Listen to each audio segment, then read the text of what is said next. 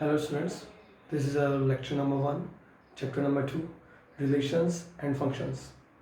As we have already completed our chapter number 1, sets. Now this chapter also depends on that chapter, sets. And we have to use this chapter next year also in 12th class, chapter number 1, again relations and functions.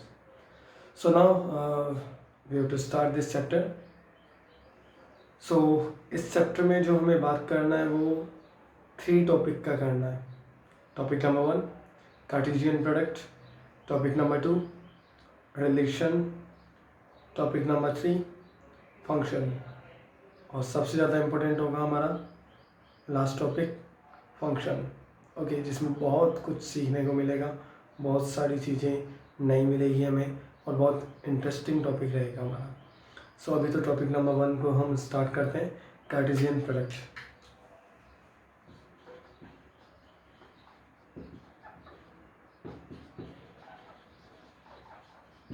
Okay, सबसे पहले समझते हैं कि Cartesian जो product है वो होता क्या है. कार्टेशियन प्रोडक्ट होता है कि कोई भी हमारे पास में जो 2 सेट होते हैं. सेट हमने ऑलरेडी पढ़ा है. Set a collection of well defined terms, well defined object is known as set. तो एक सेट होता है कोई सा भी जो कलेक्शन होता है, एक वेल डिफाइंड जो हमारे पास ऑब्जेक्ट्स होते हैं, वेल डिफाइंड जो नंबर्स होते हैं, वेल डिफाइंड जो हमारे पास में अल्फ़ाबेट या कोई भी मान लो. उनसे बना हुआ जो एक कलेक्शन होता है उस कलेक्शन को बोलते हैं हम सेट. और ये जो कार्टेशियन प्रोडक्ट है ये 2 सेट के बीच में एक ऑपरेशन है. जैसे मान लो कि हमारे पास 1 2 3 ये हमारे पास कुछ एलिमेंट है सेट ए के, और जो हमारे पास सेट बी है उसके एलिमेंट है ए कोमा बी. जैसे हमने 2 सेट के बीच में जो रिलेशन पढ़ा था उसमें हमने पढ़ा था इंटरसेक्शन, यूनियन, डिफरेंस. ओके, ये सारी चीज़ें हमने क्लियर की थी. लेकिन अब हम पढ़ रहे हैं कार्टेशियन प्रोडक्ट, वो भी इन दोनों के बीच में एक ऑपरेशन को रिप्रेजेंट करता है. इसको रिप्रेजेंट करते हैं क्रॉस के सिंबल से. ये जो क्रॉस का सिंबल है इसको पढ़ा जाएगा कार्टेशियन प्रोडक्ट. ए क्रॉस बी. तो ए क्रॉस बी का इसका ये मतलब नहीं है कि ए और बी के एलिमेंट को आपस में मल्टीप्लाई कर दो, नहीं. ए क्रॉस बी इज, अब इसका जो लैंग्वेज है, इसका जो मैथमेटिकल डेफिनेशन है उसको हम पढ़ते हैं. A cross B is the Cartesian product from A set to B set. I am revising again. A cross B is the Cartesian product of from A set to B set and is of the order pair x, y. A cross B क्या है? एक order pair को represent करेगा. ये भी एक set ही होगा. ए set है, बी सेट है, और उनका जो कार्टेशियन प्रोडक्ट होगा वो भी एक सेट बनेगा. लेकिन उस सेट के अंदर एक सिंगल एलिमेंट नहीं आएंगे, वो एक ऑर्डर पेयर होगा. ऑर्डर पेयर मतलब वो जो पेयर बनेगा उसका ऑर्डर डिसाइड किया जाएगा कि उसका ऑर्डर बनेगा x comma y. Okay, is of the order pair x comma y. Okay, where x belongs to A and y belongs to b. जहाँ पर x का जो वैल्यू है वो a में बिलोंग करेगा और y का वैल्यू b में बिलोंग करेगा. जैसे इसका अगर मैं ऑर्डर पेयर बनाऊँ या फिर कार्टेशियन प्रोडक्ट बनाऊँ तो किस तरह से बनेगा. देखो, इसमें पहला एलिमेंट कहाँ से आना चाहिए, a से, और दूसरा एलिमेंट कहाँ से आना चाहिए, b से, और साथ के साथ हम सारे एलिमेंट को काम में लेते हैं. इससे मैं यहाँ पर सिंबल काम में लूँगा फॉर ऑल. तो फॉर ऑल मतलब x का वैल्यू हमें a से लेना है, और a से क्या क्या वैल्यू ले सकता हूँ मैं, 1 भी ले सकता हूँ, 2 भी ले सकता हूँ, 3 भी ले सकता हूँ. तीनों को लेना जरूरी है, कंपल्सरी है. किसी को भी मैं वहाँ पर छोड़ नहीं सकता, मुझे तीनों लेने पड़ेंगे एक एक बार. और y का वैल्यू हमेशा कहाँ से बिलोंग करेगा, b से. तो पहला वैल्यू तो मुझे a से उठाना है और दूसरा वैल्यू मुझे b से उठाना है. तो मैं क्या कर सकता हूँ, मान लो कि x का वैल्यू मैंने ले लिया 1, तो x के प्लेस पर मैं अभी क्या पुट कर रहा हूँ 1. तो y का वैल्यू मुझे b से लेना ना, तो y का वैल्यू b से लेना, तो y का वैल्यू क्या ले सकता हूँ मैं, y का वैल्यू हो सकता है a या फिर 1 के साथ आ सकता है b. तो 1 comma a 1 comma b. Then अब आगे जो a से एलिमेंट है वो हमारा 2 आ जाएगा, और 2 के साथ में यानी 2 हो गया x का वैल्यू, तो x के प्लेस पर मैंने 2 पुट कर दिया. तो y के प्लेस पर क्या रख सकते हैं, वापस मैं y के प्लेस पर पुट कर सकता हूँ a को, और y के प्लेस पर पुट कर सकता हूँ मैं b को. 2 comma a and 2 comma b. Then आगे अगर हम x का वैल्यू अगर नेक्स्ट पुट करें तो x के प्लेस पर अब कितना वैल्यू आएगा 3, तो x का थर्ड वैल्यू बनेगा वो बनेगा 3, और फिर से मेरे पास y के पास दो ऑप्शन है, y का वैल्यू या तो a या फिर y का वैल्यू b। सो यहाँ पर बन जाएगा 3 a एंड 3 b, और यही इसे ही कहेंगे हम a से b में कार्टेशियन प्रोडक्ट। अब जैसे ए से बी के अंदर कार्टेशियन प्रोडक्ट होता है, वैसे बी से ए के अंदर भी कार्टेशियन प्रोडक्ट होता है। और ये किस टाइप में लिखा जाता है, अगर इसको बाय डेफिनेशन समझा जाए तो बाय डेफिनेशन में यही कहूँगा B cross A is the Cartesian product from set B to set A such that is of the order pair y, x, या फिर मैं यहाँ पर x, y भी लिख सकता हूँ, is of the pair order pair x, y where for all x belongs to b and y belongs to a। समझ गए होंगे कहने का मतलब, a क्रॉस b बोला था तो पहला एलिमेंट a से आना चाहिए, दूसरा एलिमेंट b से। b क्रॉस a बोला है तो पहला एलिमेंट अब कहाँ से आना चाहिए b से, और सेकेंड एलिमेंट कहाँ से आना चाहिए a से। सो यहाँ जो ऑर्डर पेयर है वो बाहर वाला जो है ये डिसाइड करेगा कि हम a cross b find out कर रहे हैं तो उसका ऑर्डर पेयर बनेगा a से b की तरफ, और b cross a find out कर रहे हैं तो उसका ऑर्डर जो पेयर बनेगा वो b से a की तरफ। तो इस बार हम पहला एलिमेंट b से लेंगे और सेकेंड एलिमेंट a से लेंगे। तो पहला एलिमेंट हमें b से लेना है, जैसे अब मैं इसको बना के बताता हूँ। तो पहला एलिमेंट हमें b से लेना है और दूसरा एलिमेंट हमें a से लेना है। तो a1 a2 a3, तो इस तरह का ये पॉसिबल है a1 a2 a3। देन अब ये जो b का सेकेंड एलिमेंट है वो काम में लेंगे b1 b2 and b3। So b1 b2 and b3। तो ये जो ऑर्डर पेयर बना है इससे मैंने b और a के पॉसिबल वैल्यूज सारे के सारे काम में लिए हैं, इसी को बोला जाएगा कार्टेशियन प्रोडक्ट। तो ये है Cartesian product a cross b और b क्रॉस a इस एग्जाम्पल के लिए, और ये दोनों है कार्टेशियन प्रोडक्ट का डेफिनेशन। तो कार्टेशियन प्रोडक्ट क्या है, दो सेट के बीच में एक ऑपरेशन है, और वो ऑपरेशन एक सेट ही बनता है लेकिन वो एक ऑर्डर पेयर में बनता है। x, y अगर मैं उसका ऑर्डर पेयर लिखूंगा तो a क्रॉस b के लिए पहला एलिमेंट a से लिखना पड़ेगा और दूसरा एलिमेंट b से लिखना पड़ेगा, और अगर b cross a find out कर रहे हैं तो पहला एलिमेंट b से होगा और दूसरा एलिमेंट फिर हमारा a से होगा। तो कुछ और एग्जांपल हम देखते हैं कार्टेशियन प्रोडक्ट के लिए।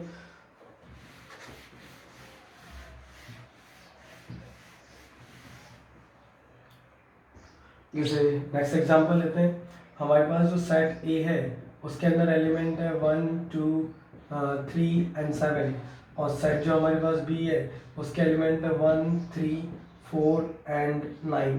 और अब हमें फाइंड आउट करना है A cross B and B cross A.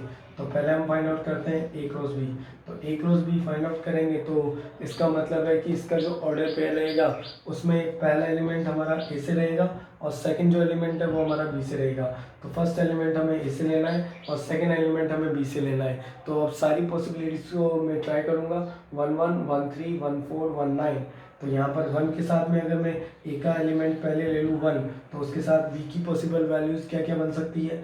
B का वैल्यू मैं 1 के साथ 1 ले सकता हूँ, 1 के साथ 3 हो सकता है, 1 के साथ 4, 1 के साथ 9। सो 1 1 1 3 1 4 एंड 1 9। ओके देन अब ए का वैल्यू हम सेकंड वाला ट्राई करते हैं 2, और 2 के साथ में भी सारी पॉसिबिलिटीज़ को मैं यहाँ ट्राई करूँगा। सो ये बन जाएगा 2 1 2 3 2 4 एंड 2 9।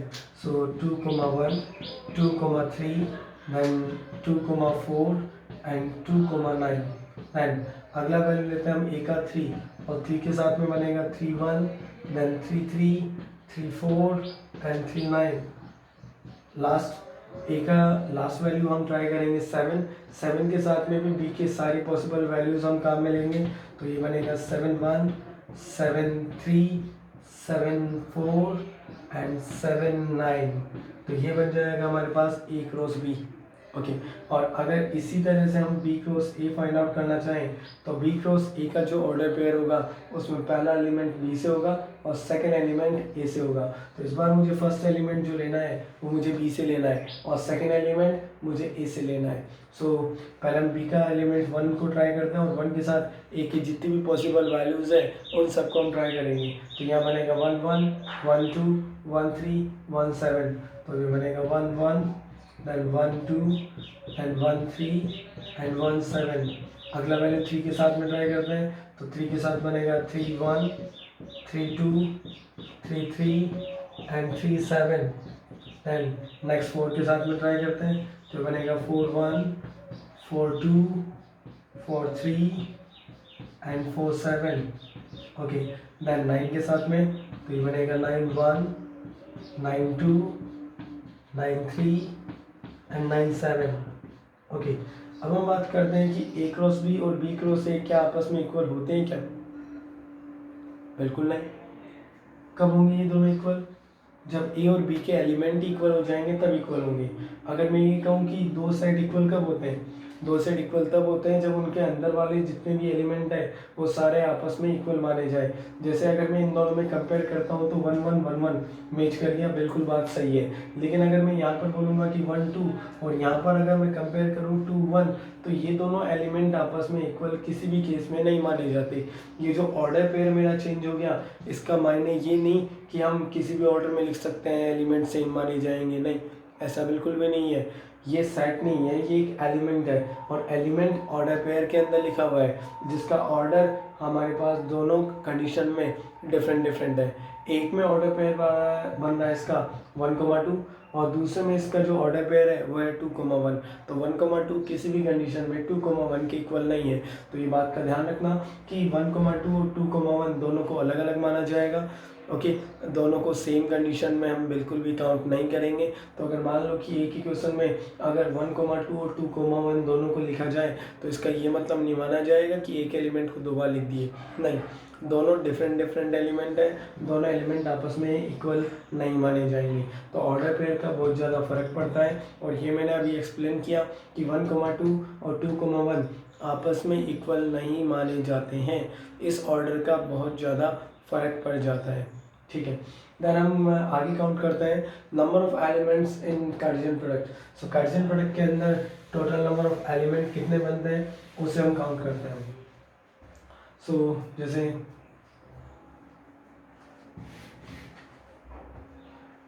लेट्स सपोज कि number of element in A is equal to X, या फिर इसको दे देते हैं हम कि ये है एन। वैसे तो मैंने यहाँ पर भी n काउंट किया है, तो n को अगर मैंने यहाँ यूज़ में लिया है तो n ए का मतलब है number of elements in set A and number of elements in set B is equal to m। इसको मैं कैपिटल से शो कर देता हूँ और ये कैपिटल है।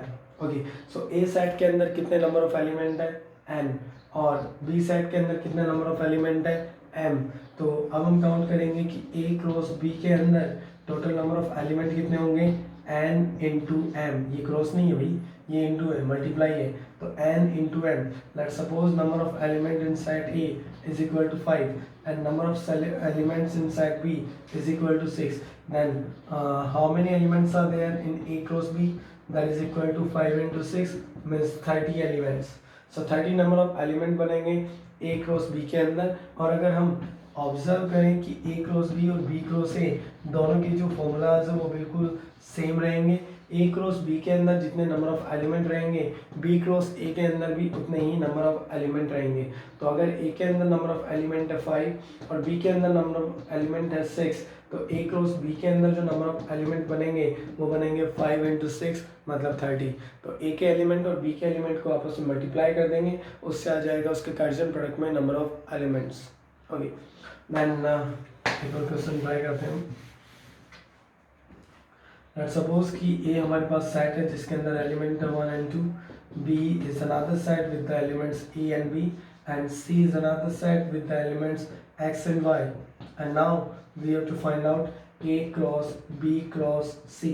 तो A cross B cross C को हमें फाइंड आउट करके बताना है। तो A cross B cross C अगर हमें फाइंड आउट करना है तो पहले मैं इनमें से किसी भी एक को फाइंड आउट करूँगा। मतलब कहने का ये है कि या तो मैं ए क्रॉस बी को फाइंड आउट करके फिर उसको सी के साथ में कार्टेशियन प्रोडक्ट में ले लूँ, या फिर मैं बी क्रॉस सी को पहले फाइंड आउट कर लूँ और फिर मैं ए के साथ उस रिजल्ट को कार्टेशियन प्रोडक्ट में ले लूँ। सो फिलहाल तो मैं ए क्रॉस बी को एक बार फाइंड आउट कर रहा हूँ। तो ए क्रॉस बी को फाइंड आउट करने का मतलब है कि पहला एलिमेंट ए से होगा और दूसरा एलिमेंट बी से होगा, क्योंकि ए पहले लिखा हुआ है और बी बाद में लिखा हुआ है। तो उसका जो ऑर्डर पेयर डिसाइड होगा उसमें पहला एलिमेंट ए से होगा और दूसरा एलिमेंट बी से होगा। तो फिलहाल हम ए और बी के बीच में कार्टेशियन प्रोडक्ट को काम में लेते हैं। फर्स्ट एलिमेंट हम ए से लिखेंगे, सेकेंड एलिमेंट हम बी से लिखेंगे। तो ये बन जाएगा 1, ए, देन 1 के साथ में बनेगा 1, बी, और इस 2 के साथ में अब हम काम में लेंगे तो बनेगा 2, ए एंड 2, बी। तो ये तो बन गया हमारे पास में ए क्रॉस बी। तो ए क्रॉस बी के हमने सारे एलिमेंट लिख दिए जो भी पॉसिबिलिटीज़ थी। 1 के साथ में हमने ए बी लिखा, 2 के साथ भी हमने ए बी लिख दिया।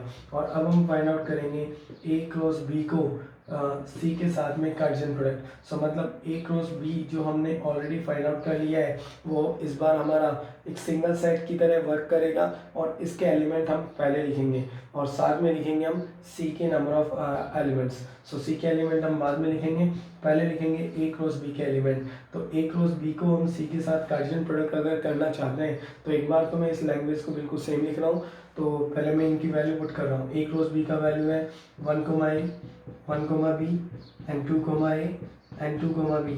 और अब मैं इसके साथ क्रॉस प्रोडक्ट करना चाहता हूँ किसको, सी को। तो यहाँ पर यहाँ पर कार्टेशियन प्रोडक्ट करना चाहता हूँ मैं सी को, और सी हमारे पास है x, y। और अब अगर हम इन दोनों के बीच में कार्टेशियन प्रोडक्ट को फाइंड आउट करेंगे तो इस बार जो ऑर्डर पेयर डिसाइड होगा उसमें ए क्रॉस बी फर्स्ट एलिमेंट का काम करेगा और सी सेकेंड एलिमेंट का काम करेगा। तो अब ये पहला एलिमेंट है, यहाँ से उठाएंगे हम सेकेंड एलिमेंट। सो 1 ए के साथ x और 1 ए के साथ y। So 1, A, x and 1, A, y इस तरह से बनेगा ये।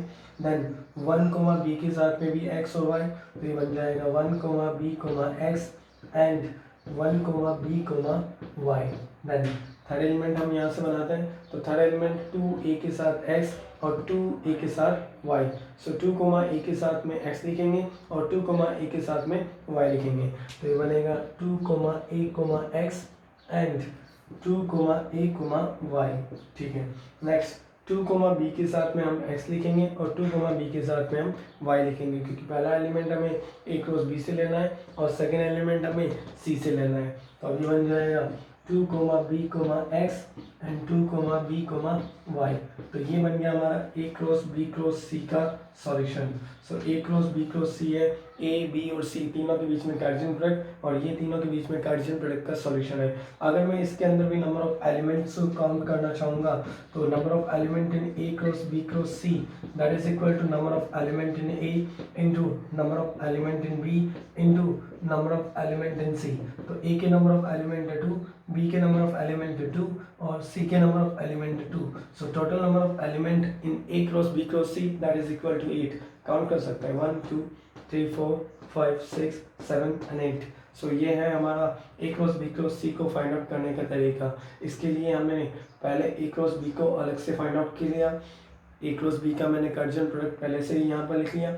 उसके बाद ए क्रॉस बी को सी के साथ में भी मुझे कार्टेशियन प्रोडक्ट करना था, तो उसके लिए मैंने ए क्रॉस बी का वैल्यू रखा, सी का वैल्यू रखा और इन दोनों के बीच में कार्टेशियन प्रोडक्ट जो होगा वो होगा इनके ऑर्डर पेयर से। मतलब पहला एलिमेंट इस बार ए क्रॉस बी काउंट होगा और सेकंड जो एलिमेंट का काम करेगा वो सी करेगा। इसलिए ए क्रॉस बी का एक एलिमेंट लूँगा और सी के दोनों एलिमेंट के साथ एक एक करके लिखूँगा। फिर से ए क्रॉस बी का एक एलिमेंट लूँगा और सी के दोनों एलिमेंट के साथ अलग अलग लिखेंगे। तो इस तरह से ये जो ए क्रॉस बी और सी के बीच में जो हमारा ऑर्डर पेयर है वो डिसाइड करेगा ए क्रॉस बी क्रॉस सी। ओके, देन सिमिलरली एक और क्वेश्चन लेते हैं।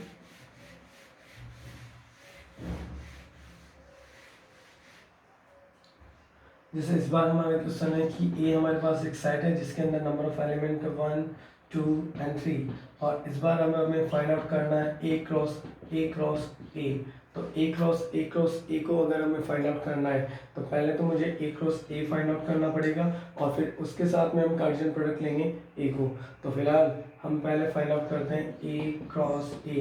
तो ए का ए के साथ ही कार्टेशियन प्रोडक्ट हम फाइंड आउट कर रहे हैं। तो पहले मैंने ए का वैल्यू पुट कर दिया, कार्जन प्रोडक्ट विद 1 2 3, तो इसका खुद के साथ ही कार्जन प्रोडक्ट लेना है, मतलब पहला एलिमेंट भी ए से रहेगा और सेकंड एलिमेंट भी हमारा ए से रहेगा। और अब इसके कार्जन प्रोडक्ट को लिखते हैं, तो यहाँ पर पहला एलिमेंट मुझे यहाँ से उठाना है जैसे 1, और 1 के साथ मुझे लिखना है इसके तीनों एलिमेंट को। सो यहाँ पर आएगा 1, 1, 2 एंड 1, 3। ठीक है, अब इसका फर्स्ट एलिमेंट लेंगे हम 2 को, तो यहाँ बनेगा 2, 1, 2, 2 एंड 2, 3। देन इस बार हम फर्स्ट एलिमेंट लेंगे अब 3 को, तो ये बनेगा 3, 1, 3, 2 एंड 3, 3। तो ये आ गया हमारे पास केवल और केवल ए क्रॉस ए। तो अभी तक तो हमने ए क्रॉस ए को फाइंड आउट किया है। अब हम एक बार फिर से कार्जन प्रोडक्ट लेंगे और ए क्रॉस ए को एक बार फिर से ए के साथ कार्जन प्रोडक्ट में काउंट करेंगे। तो ए क्रॉस ए को ए के साथ ही दोबारा से कार्जन प्रोडक्ट मिलेंगे। तो पहले तो मैं ए क्रॉस ए का वैल्यू रख देता हूँ, वो है 1, 1, 1, 2, 1, 3, ये प्रीवियस वाला वैल्यू, देन 2, 1, 2, 2, 2, 3, देन 3, 1, 3, 2 एंड 3, 3। और इसके साथ में आप कार्जन प्रोडक्ट लेंगे, दोबारा से ए लिखेंगे, तो दोबारा से ए आ जाएगा 1, 2, 3। ओके, अब करते हैं इनका कार्जन प्रोडक्ट। सो कार्जन प्रोडक्ट करेंगे तो इस बार पहला एलिमेंट हमें यहाँ से लेना है, सेकेंड एलिमेंट यहाँ से लेना है। तो पहला एलिमेंट जैसे मैंने ये उठा लिया, इसके साथ में मैं 1 को लिखूंगा, इसके साथ 2 को भी और इसके साथ 3 को भी। ये बन जाएगा 1, 1 एंड 1, 1, 2 एंड 1, 1, 3। तो 1, 1 के साथ 1, 1, 1 के साथ 2, 1, 1 के साथ 3। तो अभी तो मैंने इसके साथ लिखा, अब इसके साथ भी 1, 2, 3, इसके साथ भी, इसके साथ भी, सबके साथ 1, 2, 3 लिखेंगे। तो ये बन जाएगा 1, 2, 1, देन 1, 2, 2, 1, 2, 3। अब इसके साथ ट्राई करते हैं, 1, 3, 1, 1, 3, 2, 1, 3, 3, देन 2, 1 के साथ, तो 2, 1, 1, 2, 1, 2, 2, 1, 3, देन 2, 2 के साथ में लिखते हैं, सो 2, 2, 1, 2, 2, 2 एंड 2, 2, 3, 2, 3 के साथ में, सो 2, 3, 1, 2, 3, 2 एंड 2, 3, 3, 3, 1 के साथ, सो 3, 1, 1, 3, 1, 2, 3, 1, 3, 3, 2 के लिए, सो 3, 2, 1, 3, 2, 2 एंड 3, 2, 3, लास्ट 3, 3 के लिए, सो 3, 3, 1, 3, 3, 2 एंड 3, 3, 3। और ये बन जाएगा हमारे पास ए क्रॉस ए का वैल्यू। थोड़ा सा लेंथी है, लेकिन आई थिंक कि करने का जो प्रोसेस है वो समझ में आ गया होगा। सो ए क्रॉस ए को हम इस तरह से फाइंड आउट कर सकते हैं। तो ये जो कार्जन प्रोडक्ट है काफ़ी आसान है। जैसे ए क्रॉस ए करना है तो पहला एलिमेंट ए से, दूसरा एलिमेंट भी ए से, और इसमें एक भी एलिमेंट को हम रख नहीं सकते, सारे एलिमेंट को काम में लाना जरूरी होता है इसमें। ओके, देन जैसे एक हमें क्वेश्चन गिवन है कि the number of element in set A is equal to 2 and number of elements in set B is equal to again 2। And यहाँ पर अब हमें ए क्रॉस बी के कुछ एलिमेंट गिवन है, सारे नहीं, कुछ एलिमेंट हमें यहाँ पर गिवन है, और उनके बेसिस पर मुझे ए सेट और बी सेट दोनों के दोनों बनाने हैं। तो ए क्रॉस बी पूरा नहीं दे रखा मुझे, याद रखना, ए क्रॉस बी पूरा नहीं दे रखा। ए क्रॉस बी के टोटल नंबर ऑफ एलिमेंट फिलहाल तो हमारे पास 4 होने चाहिए, लेकिन हमें यहाँ पर ए क्रॉस बी के केवल 2 एलिमेंट गिवन है, एक तो है 1, x और एक है 2, y।